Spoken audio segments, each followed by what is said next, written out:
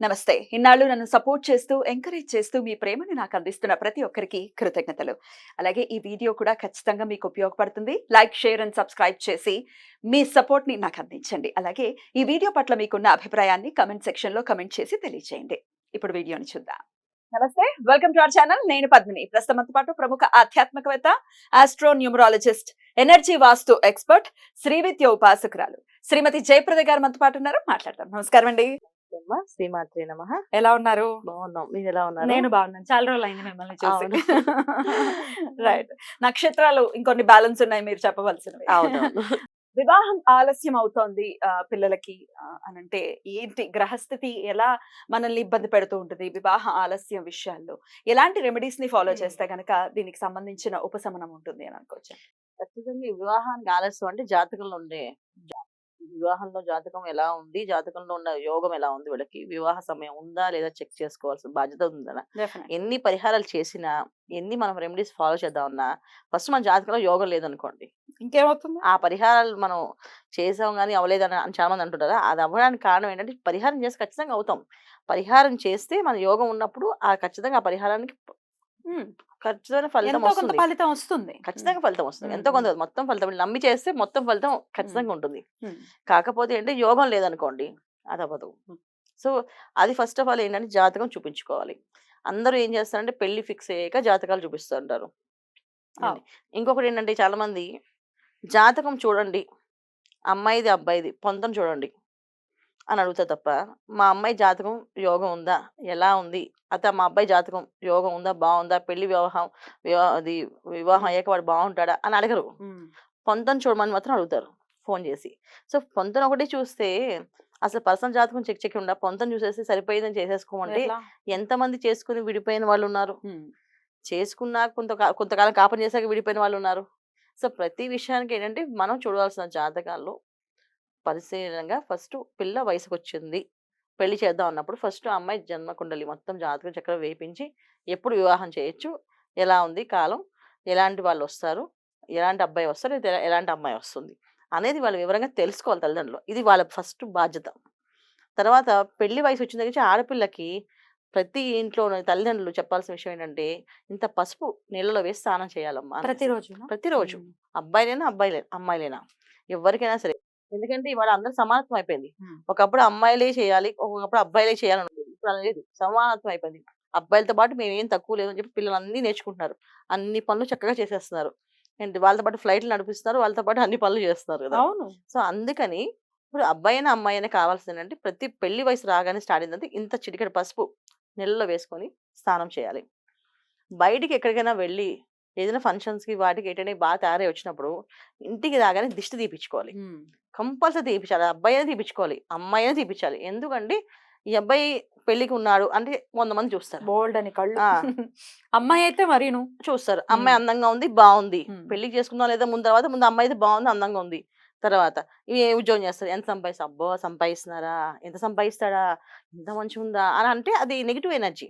So, దిష్టి yeah! Yeah! తగిలేస్తుంది. Yeah! So, ఖచ్చితంగా వీళ్ళు బయటికి ఎ ఎ అయ్యో! వెళ్ళాము అంటే ఖచ్చితంగా మనం దిష్టి తీయించుకోవాలి. ఇది అలవాటు చేసుకోవాలి. అది చిన్న పిల్లలు ఏంటమ్మా చేదస్తాం అని అనకూడదు. చిన్న పిల్లలు పెద్దవాళ్ళని కాదు. దిష్టి అనేది ఎవరికైనా దిష్టే. దిష్టే. అది ఆ! నాకు దిష్టి తీయకూడదు, నీకు దీనికే దిష్టి పడుతుంది దిష్టి, దానికి పట్టదు అని లేదు. ఏముండదు. కరెక్ట్. సో, హ్మ్. మనం వెళ్ళే పద్ధతి, మనం మాట్లాడే విధానం బట్టి చాలామంది బాగా మాట్లాడతారు అని అంటే అది కూడా దిష్టే వాళ్ళకి. అప్పుడు వాళ్ళు వాక్కు పోయే అవకాశం ఉంటుంది. హ్మ్. బాగా దిష్టి పడితే వాళ్ళు ఎక్కువ సరిగ్గా మాట్లాడలేకపోవచ్చు. హ్మ్. అది కూడా ఇబ్బందులు. అలాగే పెళ్లి విషయంలో పెళ్ళిడికి వచ్చామని చెప్పి ఎప్పుడైతే ప్రాంగంట చేస్తామో ప్రతిరోజు వాళ్ళకి దిష్టి తీసేసి, ఆ దిష్టి ఆ ఉప్పుని తీసుకొని నీళ్ళలో వేయాలి. మళ్ళీ అది ఉప్పు తీసుకొని మళ్ళీ కాలువలో అట్లా వేయకూడదు. హ్మ్. ఉప్పుని నీళ్ళలో వేసి ఆ నీళ్ళు కరిగిపోయిన తర్వాత ఆ నీళ్ళని మట్టిలో పోయాలి. హ్మ్. మట్టిలో అంటే?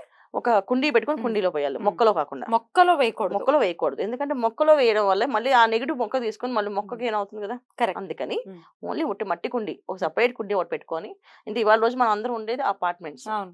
సో, అందుకని బయట పారేయడానికే బావుండదు. సో, ఒక మట్టి కుండీ సెపరేట్ పెట్టి ఒక బాల్కనీలో వారకి ఆ కుండీలో ఆ నీళ్లు పొద్దున్నే వెళ్ళి ఆ నీళ్లు పోసేయొచ్చు. హ్మ్. ఈ విధంగా వీళ్ళు చేయాలి. హ్మ్. తర్వాత గణపతి ఆరాధన చేయాలి. హ్మ్. ప్రతి ఒక్కరు అబ్బాయి, వివాహం అమ్మాయి. వివాహాన్ని కాదు ఏ విఘ్నమైనా అవ్వాలి, ఏ విఘ్నమైనా తొలగాలి. హ్మ్. తొలగాలి అంటే మనకి కంపల్సరీ గణపతి ఆరాధన ఉండాలక్కడ. సో, గణపతిని ఎక్కువ ఆరాధన చేసే అవకాశం వీళ్ళకి ఎప్పుడు గణపతి ఆలయానికి వెళ్ళాలి. ఇప్పుడు మనం తమిళనాడు వైపు వెళ్ళాం అనుకోండి, అడుగడుగునా ఒక గణపతి ఆలయం ఉంటుంది. అసలు చూసారా మామూలుగా మీరు? అవును. ప్రతి అడుగునా గణపతి ఆలయం ఉంటుంది. అవును. అవును. సుబ్రహ్మణ్య స్వామి ఆలయం ఉంటుంది. మురుగా మురుగా ఆ! అంటూనే ఉంటారు. మురుగా అని అంటూనే ఉంటారు కదా! సో, ఎందుకు వాళ్ళు అంటే వాళ్ళకి ఆల్రెడీ వాళ్ళకి తెలుసు వాళ్ళకి. సో, గణపతిని ఆరాధించాలి. ఏ పనైనా అవుతుంది ఫాస్ట్‌గా. సో, గణపతి ఆరాధన వీళ్ళు బాగా నేర్చుకోవాలి. హ్మ్. హ్మ్. గణపతి శ్లోకాలు, గణపతి మంత్రాలు, గణపతి ఏమిట చాలా మంది కీర్తనలు పాడతారు కదా! హ్మ్. చక్కగా. హ్మ్. చాలా శ్రావ్యంగా బావుంటుంది. హ్మ్. అలాంటి కీర్తనలు వీళ్ళు హ్మ్. నేర్చుకొని వాళ్ళు నచ్చింది. హ్మ్. ఏదో ఒకటి పొద్దున్నే లేవగానే స్నానం ఆచరించి, హ్మ్. తర్వాత ఒక గణపతి ప్రార్థన చేసుకొని, హ్మ్. వాళ్ళకొచ్చిన శ్లోకమో, పాటో ఏదో ఒకటి ఆయన ముందు హ్మ్. పాడి, ఆయన కాస్త పూజ చేసి, ఆయనకి పండో, ఫలమో నైవేద్యం పెట్టాలి. హ్మ్. నైవేద్యం పెట్టి బయటికెళ్ళాలి. వాళ్ళు ఎక్కడైనా ఉండండి. హాస్టల్‌లో ఉంటున్నారు. తీసుకెళ్ళండి హాస్టల్‌లో చిన్న గణపతి విగ్రహం పెట్టుకోండి. లేకపోతే చిన్న చిన్న గణపతి ఫోటో పెట్టుకోండి. హ్మ్. ఆ గణపతి ముందు నించొని కాస్త ప్రార్థన చేసి పూజ చేయండి. ఎప్పుడైతే అలా చేస్తామో ఖచ్చితంగా వివాహాలు అవుతాయి. సకాలంలో అవుతాయి అన్ని పనులు. హ్మ్. అసలు అవ్వదు అనేదే ఉండదు. ఇవి చేయకపోవడం వల్ల ఈ నియమాలు పాటించకపోవడం వల్ల వివాహాలు ఆలస్యంగా అవుతున్నాయి. ఇది మెయిన్ ప్రాబ్లమ్. హ్మ్. ఇది పెద్దవాళ్ళు నేర్చుకోవాలి. పిల్లలకి నేర్పించాలి. హ్మ్. హ్మ్. ఎవరైతే ఈ వీడియో వింటారో వాళ్ళు ఖచ్చితంగా నేర్చుకొని వాళ్ళ పిల్లలకి చెప్పాల్సిందే. తప్పకుండా. ఇప్పుడు దాకా తప్పకుండా. మేము చేయలేదన్నట్టు చేయండి. హ్మ్. ఇక గ్రహస్థితి విషయం గురించి మాట్లాడుకున్నా, లేకపోతే నక్షత్రాల గురించి మాట్లాడుకున్నా, ఎవరికి ఈ వివాహంలో జాప్యం అవుతోంది అనంటే, ఏ నక్షత్రాల వాళ్ళకేమైనా ఉంటుందా? లేకపోతే గ్రహస్థితి ఎలాంటి రోల్‌ని ప్లే చేస్తుంది? అన్ని నక్షత్రాలకి ఉంటుందన్న వివాహ జాప్యం అనేది. హ్మ్. ఎందుకంటే యోగ కాలం లేకపోతే వాళ్ళకి, ఆ హ్మ్. నక్షత్రనాథులు యోగించకపోతే, హ్మ్. వీళ్ళ దశలో గాని, అంతర్దశలో గాని ఆ యోగ కాలం లేదు అంటే ఖచ్చితంగా వీళ్ళకి ఆలస్యం అయిపోతుంది. ఇప్పుడు 30 ఏళ్ళకి యోగిస్తారనుకోండి, 30 ఏళ్ళకి పెళ్లవుతుంది చాలా మందికి. హ్మ్. 35 ఏళ్ళకి యోగిస్తుంటే 35కి అవుతున్నాయి. హ్మ్. 40 కంటే 40కి అవుతున్నాయి. హ్మ్. హ్మ్. సో, ఈ ప్రతి విషయంలో ఏంటంటే వీళ్ళ జాతకం ఎప్పుడు చూపించాలంటే ముందే చూపించాలి. హ్మ్. ఒక 16 ఏళ్ళు రాగానే అంటే మనం పూర్వం ఏంటంటే 12 ఏళ్ళు రాగానే హ్మ్. మగపిల్లాడికి జాతకం జాతకం చూపించేవాళ్ళు. మా అబ్బాయి ఎలా చదువుతాడు? ఎలా రాణిస్తాడు? ఏ ఏ ప వాళ్ళు ఇండియాలో ఉంటాడా? అమెరికాలో ఉంటాడా? అని అడిగేవాళ్ళు. హ్మ్. అదో పద్ధతుండేది. అది పూర్తిగా మానేశారు. పెళ్లి ఫిక్స్ అయిన మాత్రమే అప్పుడే పొంతనలు చూడండి అని చెప్తున్నారు. హ్మ్. ఇంకొకటేంటంటే పెళ్లి ఫిక్స్ అయిన తర్వాత జనరల్‌గా ఒక ఉపాసన శక్తి ఉన్న వాళ్ళు వెళ్లి ముహూర్తం పెట్టించుకోవాలి. ఓకే. ఈ ముహూర్త బలం అనేది ఏంటంటే ఎవరు పడితే వాళ్ళతో ముహూర్తం పెట్టించేసుకుంటే కాదు. హ్మ్. ఒక ముహూర్త బలం అనేది ఒక ఉపాసన శక్తి. ఉండాలి.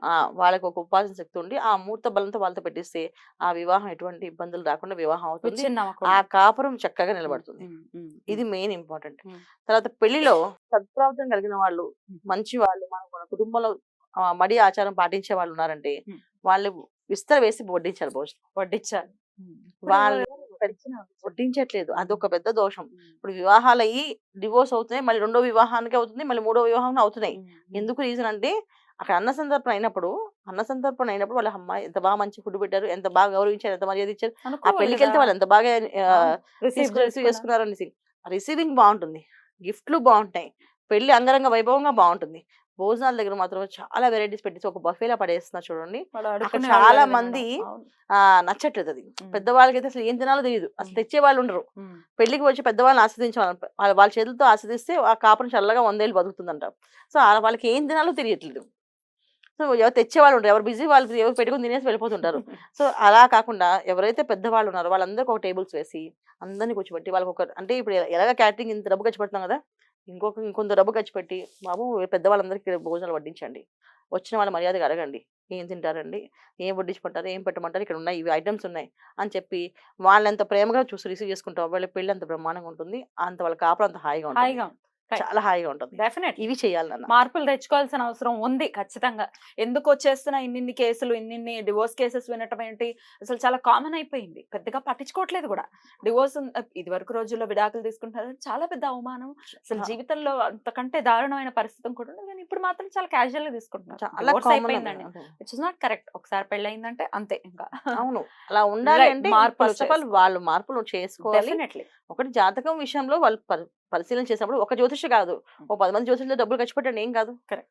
ఏవండీ కుదిరిందా జాతకం వీళ్ళిద్దరిది? వీళ్ళిద్దరి కాపురం బావుంటుందా? మా అమ్మాయి జాతకం ఎలా ఉంది? ఆ అబ్బాయి జాతకం ఎలా ఉంది? ఆ అమ్మాయి జాతకంలో సౌభాగ్యం ఎలా ఉంది? సంతాన భాగ్యం ఎలా ఉంది? అని అడగండి వివరంగా. ఖచ్చితంగా. సో, ఖచ్చితంగా. డబ్బుకి మనం డబ్బు వేలకు వేలు ఖర్చు పెట్టి పెళ్లి చేస్తున్నాం. ఇంతెంత కానీ ఫోటోగ్రఫీ‌లకి ఎంత ఖర్చు పెడుతున్నాము. ఫోటోగ్రఫీస్ ఖర్చు పెడుతున్నాం. డెకరేషన్‌కి ఖర్చు పెడుతున్నాము. ఇంత ఖర్చు పెడతారా? దీనికంటే గనుక జ్యోతిష్యులు 10 మందికి పెట్టండి డబ్బులు. రైట్. పర్లేదు. వాళ్ళకి ఇవ్వడం వల్ల ఏంటంటే, బ్రాహ్మణుడికి ఇచ్చిన పుణ్యం వస్తుంది. రైట్. ఆ పుణ్యఫలం వస్తుంది. రైట్. కాపోతే మీకొక క్లారిటీ వస్తది. చేసుకోవాలా? వద్దా? హ్మ్. అనేది. సో దాన్ని బట్టి అప్పుడు మనం ముందుకు వెళ్తే చాలా మీరు బాగుంటుంది. జ్యోతిష్కులు అని అన్నారు కాబట్టి చెప్తున్నా, లోభత్వం అంతా జ్యోతిష్కులకి ఈ పండితులకి పురోహితులకి ఇవ్వడం దగ్గరే వస్తుంది. ఆ, ఏ డెకరేషన్ దగ్గర లోభత్వం చూపించరు, వీడియోగ్రఫీల దగ్గర లోభత్వం చూపించరు. పండితులకి ఇవ్వడానికి మాత్రం మరి పెళ్లి క్రతు బ్రహ్మస్థానంలో కూర్చొని చేయించి ఆయన సంతృప్తికరంగా వెళ్ళాలి, ఆయనకు గౌరవం ఇవ్వాలి.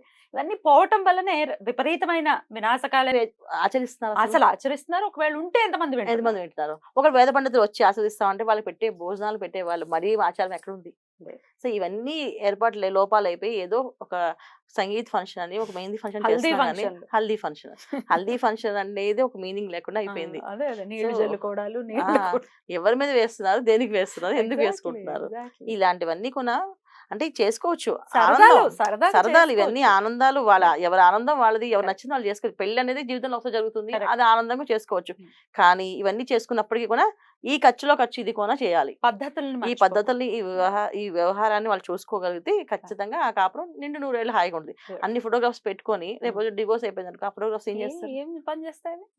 అది ఇబ్బంది. మార్పు రావాలి. మీరు మార్పు రావాలి చక్కటి ఖచ్చితంగా. విషయాన్ని తెలియజేశారు, రెమెడీస్ ని కూడా తెలియజేశారు. డెఫినెట్ గా ఫాలో చేసుకుని వివాహంలో జాప్యం ఉన్న వాళ్ళందరూ కూడా వాటి నుంచి బయటపడాలని మనస్ఫూర్తిగా కోరుకుంటూ థ్యాంక్ యూ సో మచ్. నమస్తే. శ్రీమాత్రే నమః.